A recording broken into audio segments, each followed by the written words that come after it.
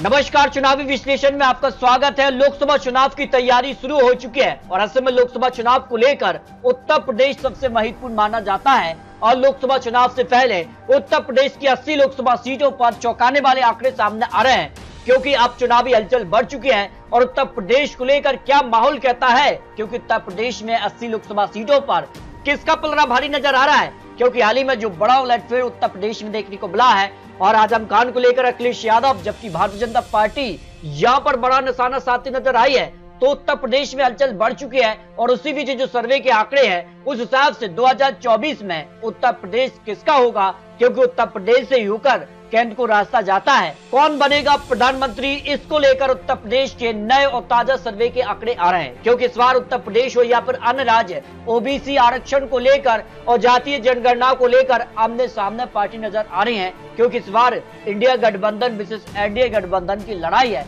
लेकिन कौन किस पर भारी है, ये उत्तर प्रदेश महत्वपूर्ण है। अगर बात की जाए उत्तर प्रदेश में जो जातीय आंकड़ा है उस हिसाब से ओबीसी वोट बैंक करीब 42 से 43% है, दलित 21% है, मुस्लिम 19% और सवर्ण 17 से 19% आते हैं। लेकिन ये किस तरफ जाएंगे, इसके भी महत्वपूर्ण आंकड़े सामने आ रहे हैं। और इस बार 2024 की तैयारी को लेकर उत्तर प्रदेश पर सबसे ज्यादा फोकस है और सभी 80 सीटों पर जीत का टारगेट, जीत का मंत्र प्रधानमंत्री मोदी जी ने भारतीय जनता पार्टी को दिया है। तो 80 सीटें मिलेंगी या नहीं, क्योंकि उत्तर प्रदेश ही तय करेगा 2024 में कौन जीतेगा। इसको लेकर बड़े बड़े दिग्गज नेता अब चुनावी मैदान में उतर रहे हैं। जैसे में उत्तर प्रदेश को लेकर अखिलेश यादव हो या फिर जिस तरह से राहुल गांधी ने भी यहाँ पर जो बड़ा खेला किया है, नए प्रदेश अध्यक्ष और राष्ट्रीय अध्यक्ष भी बदल गए हैं। तो ऐसे में उत्तर प्रदेश हो या लोकसभा चुनाव को लेकर क्या स्थिति में है और 2024 पर क्या महा जो गठबंधन बना है ये कितना असर डालेगा, क्योंकि उत्तर प्रदेश की 80 लोकसभा सीटें निर्णायक मानी जाती हैं। तो ऐसे में 80 सीटों पर किसका पलड़ा भारी है,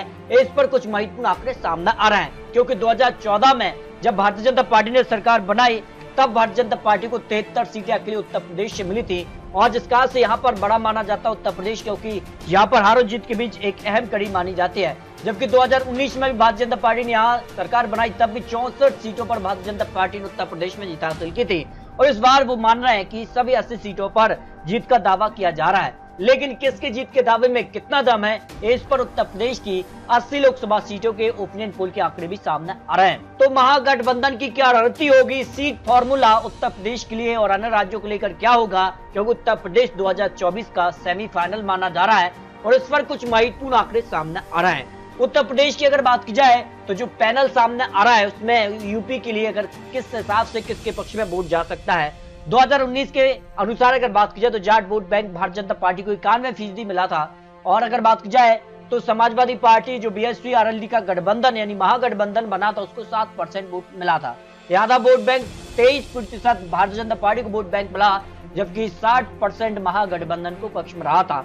पूर्व में 80% बीजेपी के साथ तो 14% महागठबंधन के साथ दिखे थे। अन्य ओबीसी 72% बीजेपी के साथ तो 18% महागठबंधन के पक्ष में रहे थे। और इस बार उत्तर प्रदेश या फिर अन्य राज्य ओबीसी आरक्षण को लेकर अब यहाँ पर मांग उठ रही है, क्योंकि यादव वोट बैंक 10%, कुर्मी 5%, मौर्य 5%, जाट 4%, राजभर 4%, लोधी 3%, गुर्जर 2%, निषाद केवट भी 4%, अन्य 6% आते हैं। तो ऐसे में आरक्षण की मांग तेज हो रही है, क्योंकि उत्तर प्रदेश में 80 लोकसभा सीटें हैं, उन पर 50 सीटों पर सीधा असर ओबीसी का आता है, जबकि उत्तर प्रदेश के लिए 20 से 25 सीटें ऐसी भी है जहां सीधे तौर पर मुस्लिम वोट बैंक असर डालता, क्योंकि 19% आते हैं। और सबसे ज्यादा अगर बात की जाए तो बिजनौर में 45%, मुरादाबाद में 48%, नगीना में 45%, संभल में 43%, सहारनपुर में 43%, अमरोहा में 38% और गाजीपुर में 10% मुस्लिम वोट बैंक आते हैं। लेकिन जो मर्कराइज ने ओपिनियन पोल किया है उत्तर प्रदेश को लेकर ये काफी महत्वपूर्ण है, क्योंकि यहाँ बीजेपी को 9% मुस्लिम वोट बैंक मिला था 2019 में, जो समाजवादी पार्टी को 68%, बीएसपी को 17% और इनके पक्ष में 6% मुस्लिम वोट बैंक रहा था। इस तरह से अगर बात की जाए तो रीजन वाइज आंकड़े उत्तर प्रदेश को लेकर सामने आ रहे हैं। 2019 के मुकाबले 2024 का क्या सियासी गणित है। बुंदेलखंड रीजन की 4 लोकसभा सीटें आती हैं, चारों सीटों पर 2019 में भारतीय जनता पार्टी ने जीत हासिल की थी, लेकिन इस बार 3 से 4 सीटों पर जीत का अनुमान है। और समाजवादी पार्टी को 0 से 1 सीट, बीएसपी को 0 से 1 सीट, कांग्रेस को 0 सीट, अन्य के पक्ष में 0 सीट की संभावना दिखाई दे रही है। लेकिन इस बार महागठबंधन के तौर पर इंडिया गठबंधन और यहाँ पर एनडीए गठबंधन की सीधी टक्कर है, लेकिन पलड़ा एनडीए का ही भारी नजर आ रहा है। जबकि पश्चिमी यूपी का जातीय आंकड़ा अगर आपको दिखाएं, क्योंकि जिस कार की मांग अब उत्तर प्रदेश में उठ रही है, पश्चिमी यूपी को अलग राज्य बनाने का मांग भी है, क्योंकि यहाँ पर मुस्लिम 27 फीसदी हैं, जाट 17%, दलित 25 और राजपूत 8, ओबीसी 16% आते हैं।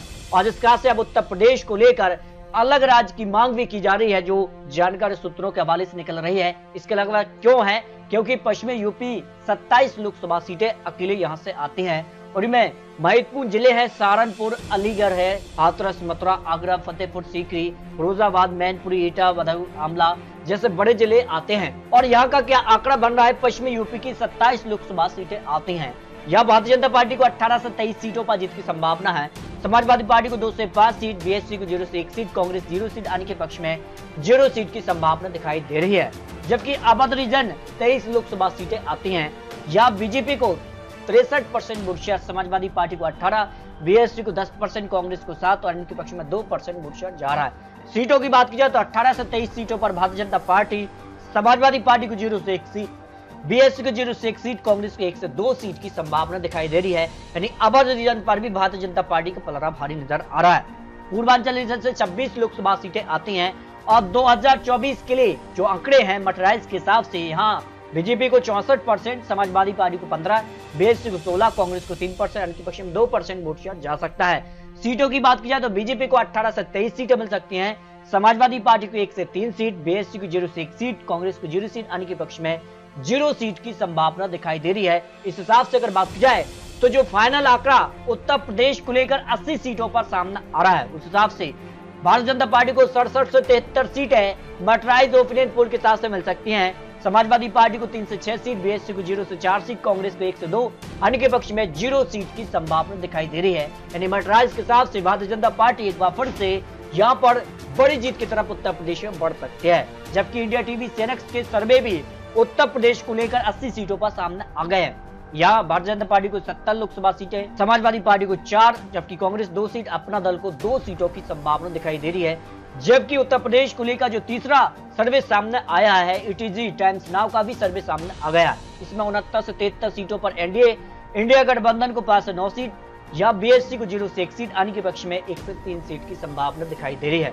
इस तरह से उत्तर प्रदेश सबसे महत्वपूर्ण माना जाता है और जिस कारण से अब लोकसभा चुनाव की तैयारी शुरू हो चुकी है और उत्तर प्रदेश पर हर किसी राजनीतिक पार्टी की नजर है, क्योंकि उत्तर प्रदेश सबसे ज्यादा महत्वपूर्ण है, क्योंकि सबसे ज्यादा लोकसभा सीटें उत्तर प्रदेश से ही आती हैं। ऐसे में उत्तर प्रदेश को लेकर कुछ महत्वपूर्ण और चुनावी आंकड़े आपको दिखाए।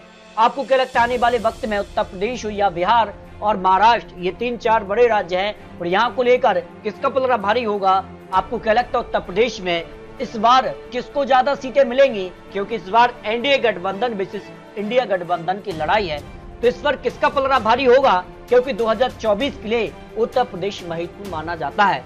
तो आपको क्या लगता है उत्तर प्रदेश में इस बार किसकी ज्यादा सीटें मिलेंगी? क्या 2024 में फिर प्रधानमंत्री मोदी जी यहाँ पर पीएम बनेंगे? ये भी एक बड़ा सवाल है। या वनवास पर गई विपक्ष की वापसी होगी? इस पर रख सकते हैं। तो मिलते हैं दोस्तों और लेटेस्ट और महत्वपूर्ण विश्लेषण के साथ। तब तक के लिए जय हिंद, जय भारत।